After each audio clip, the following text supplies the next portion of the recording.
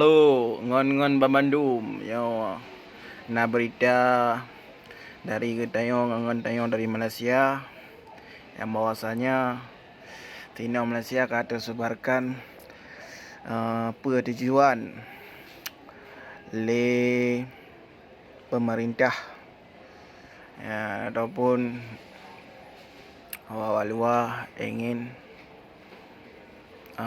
gimana bah, pokoknya nak tujuan awaknya untuk ya pemeriksaan gratis ni dengar bah tentang COVID-19.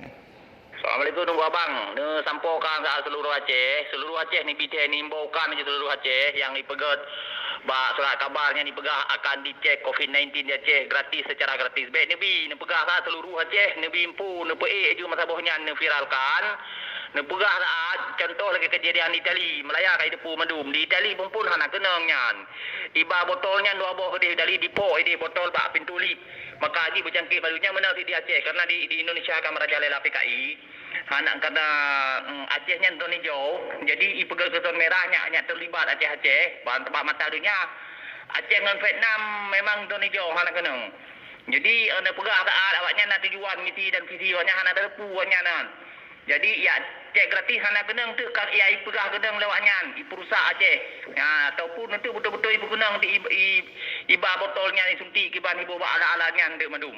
Ni sebarkan nak lu halang untuk telefon ya ka menggah madu masa bonya di Malaysia. Ni long bitera masa so yang nak urung Aceh ti bukanya ni YouTube kem-kem ya test COVID-19 nya ni YouTube tu. Doktor paling hari 16 Jokowi. Ngambang Jokowi nya kau nang tu ji PKI PKI yang betul yang ka betul ibuna tentera mujahidin awak ngan senipur bak ulai gede itu hai temtren le ji yang cara ji ka. Jadi ni himbaukan seluruh Aceh pada buka poskonya ni baru ni jak rumah pong ni tut. Mbak ni tut baik pegang mamai le Aceh. Jadi Aceh kena PKI.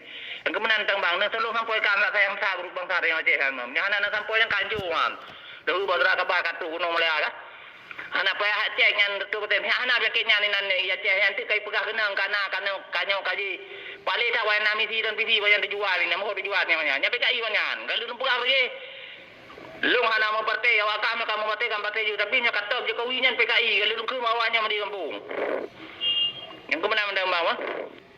Dengar? Pega. Ini sebarkan ni ke video yo. Yo aku pega video panik lah kan. Sebarkan hai dapat dengar.